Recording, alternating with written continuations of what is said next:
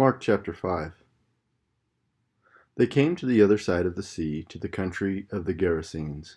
And when Jesus had stepped out of the boat, immediately there met him out of the tombs a man with an unclean spirit. He lived among the tombs, and no one could bind him any more, not even with a chain, for he had often been bound with shackles and chains. But he wrenched the chains apart, and he broke the shackles in pieces. No one had the strength to subdue him. Night and day among the tombs and on the mountains he was always crying out and cutting himself with stones. And when he saw Jesus from afar, he ran and fell down before him.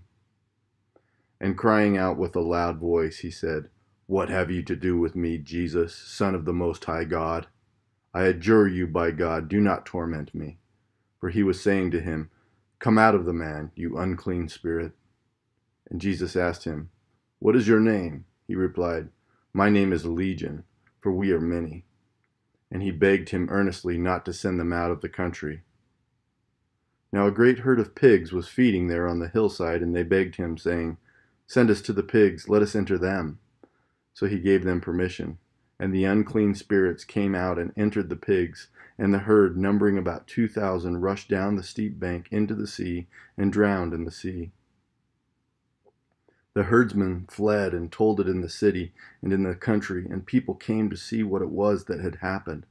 And they came to Jesus and saw the demon-possessed man, the one who had the legion, sitting there clothed and in his right mind, and they were afraid.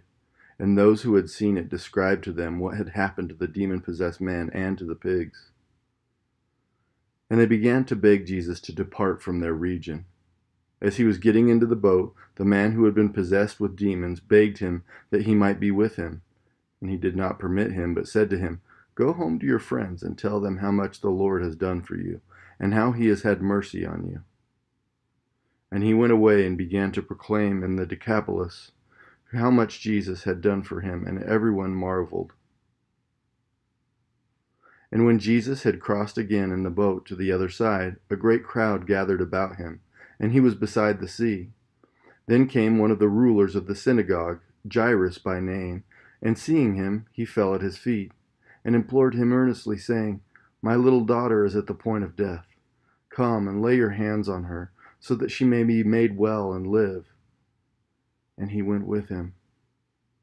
And a great crowd followed him, and thronged about him. And there was a woman who had had a discharge of blood for 12 years, and who had suffered much under many physicians, and had spent all that she had, and was no better, but rather grew worse. She had heard the reports about Jesus, and came up behind him in the crowd, and touched his garment. For she said, "If I touch even his garments, I will be made well." And immediately the flow of blood dried up, and she felt in her body that she was healed of her disease. And Jesus, perceiving in himself that power had gone out from him, immediately turned about in the crowd and said, "Who touched my garments?" And his disciples said to him, "You see the crowd pressing around you, and yet you say, 'Who touched me?'" And he looked around to see who had done it. But the woman, knowing what had happened to her, came in fear and trembling, and fell down before him, and told him the whole truth. And he said to her, "Daughter, your faith has made you well. Go in peace, and be healed of your disease." While he was still speaking, there came from the ruler's house some who said, "Your daughter is dead. Why trouble the teacher any further?" But overhearing what they said, Jesus said to the ruler of the synagogue, "Do not fear, only believe."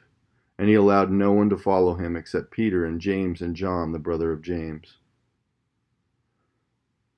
They came to the house of the ruler of the synagogue, and Jesus saw a commotion, people weeping and wailing loudly. And when he had entered, he said to them, "Why are you making a commotion and weeping? The child is not dead, but sleeping." And they laughed at him, but he put them all outside, and took the child's father and mother, and those who were with him, and went in where the child was. Taking her by the hand, he said to her, "Talitha cumi," which means, "Little girl, I say to you, arise." And immediately the girl got up and began walking, for she was 12 years of age, and they were immediately overcome with amazement. And he strictly charged them that no one should know this, and told them to give her something to eat. Mark chapter 6. He went away from there and came to his hometown, and his disciples followed him. And on the Sabbath he began to teach in the synagogue, and many who heard him were astonished, saying, "Where did this man get these things? What is this wisdom given to him? How are such mighty works done by his hands? Is this not the carpenter, the son of Mary, and brother of James, and Joseph, and Judas, and Simon? And are not his sisters here with us?" And they took offense at him. And Jesus said to them, "A prophet is not without honor, except in his own hometown, and among his relatives, and in his own household." And he could not do many mighty works there, except that he had laid his hands on a few sick people and healed them. And he marveled because of their unbelief. And he went about among the villages teaching. And he called the 12, and began to send them out 2 by 2, and gave them authority over the unclean spirits. He charged them to take nothing for their journey except a staff, no bread, no bag, no money in their belts, but to wear sandals, and not put on 2 tunics. And he said to them, "Whenever you enter a house, stay there until you depart from there. And if any place will not receive you, and they will not listen to you, when you leave, shake off the dust that is on your feet as a testimony against them." So they went out and proclaimed that people should repent. And they cast out many demons, and anointed with oil many who were sick, and healed them. King Herod heard of it, for Jesus' name had become known. Some said John the Baptist had been raised from the dead. That is why these miraculous powers are at work in him. But others said, "He is Elijah," and others said, "He's a prophet, like one of the prophets of old." But when Herod heard of it, he said, "John, whom I beheaded, has been raised." For it was Herod who had sent and seized John and bound him in prison for the sake of Herodias, his brother Philip's wife, because he had married her. For John had been saying to Herod, "It is not lawful for you to have your brother's wife."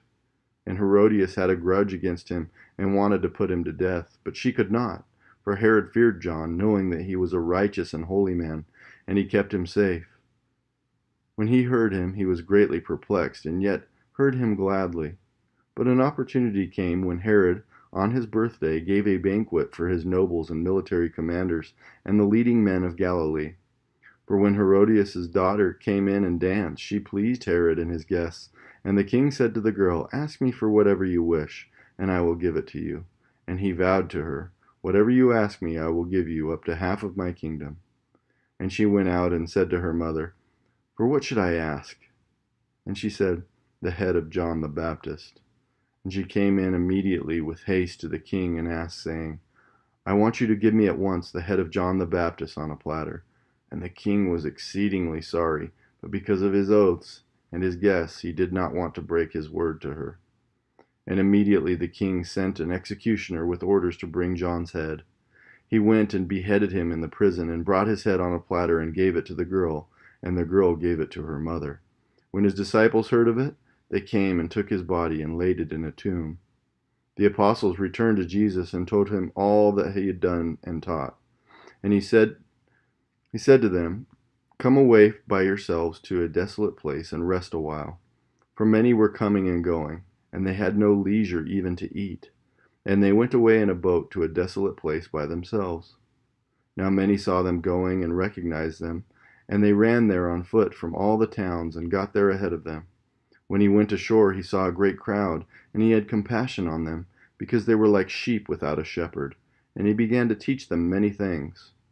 And then it grew late, and his disciples came to him and said, "This is a desolate place, and the hour is now late. Send them away to go into the surrounding countryside and villages and buy themselves something to eat."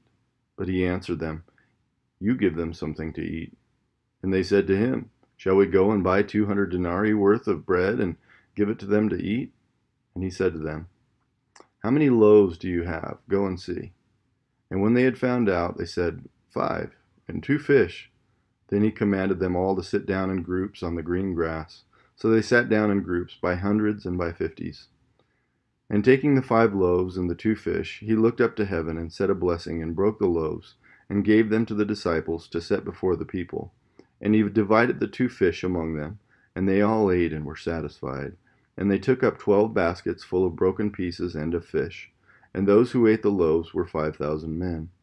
Immediately he made his disciples get into the boat and go before him to the other side, to Bethsaida, while he dismissed the crowd.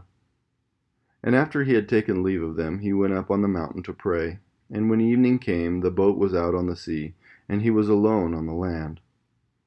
And he saw that they were making headway painfully, for the wind was against them. And about the fourth watch of the night he came to them, walking on the sea. He meant to pass by them, but when they saw him walking on the sea, they thought it was a ghost, and cried out, for they all saw him and were terrified. But immediately he spoke to them and said, "Take heart, it is I, do not be afraid." And he got into the boat with them, and the wind ceased. And they were utterly astounded, for they did not understand about the loaves, but their hearts were hardened. When they had crossed over, they came to land at Gennesaret and moored to the shore. And when they got out of the boat, the people immediately recognized him and ran about the whole region and began to bring the sick people on their beds to wherever they heard he was. And wherever he came, in villages, cities, or countryside, they laid the sick in the marketplaces and implored him that they might touch even the fringe of his garment. And as many as touched it were made well. Psalm 97. The Lord reigns. Let the earth rejoice. Let the many coastlands be glad. Clouds and thick darkness are all around him. Righteousness and justice are the foundation of his throne. Fire goes before him and burns up his adversaries all around. His lightnings light up the world. The earth sees and trembles. The mountains melt like wax before the Lord of all the earth. The heavens proclaim his righteousness, and all the people see his glory. All worshippers of images are put to shame, who make their boast in worthless idols. Worship him, all you gods. Zion hears and is glad, and the daughters of Judah rejoice because of your judgments, O Lord. For you, O Lord, are most high over all the earth. You are exalted far above all gods. O you who love the Lord, hate evil. He preserves the lives of his saints. He delivers them from the hand of the wicked. Light is sown for the righteous, and joy for the upright in heart. Rejoice in the Lord, O you righteous, and give thanks to his holy name.